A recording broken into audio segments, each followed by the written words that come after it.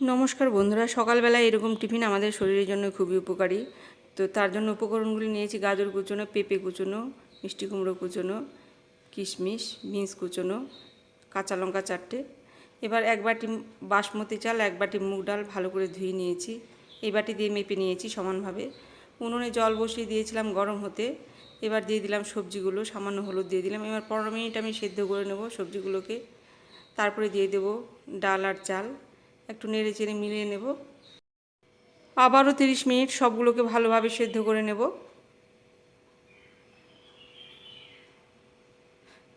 দিয়ে দিলাম কাঁচা লঙ্কা আর কিশমিশ, দিয়ে দিলাম স্বাদ মতো লবণ। যারা ডায়েট করে তাদের জন্য তো খুবই উপকারী, একদম তেল ছাড়া। ওঠানোর আগে আগে হাফ চামচ ঘি দিয়ে দিলাম। এবার গ্যাসটা বন্ধ করে নামিয়ে নেব।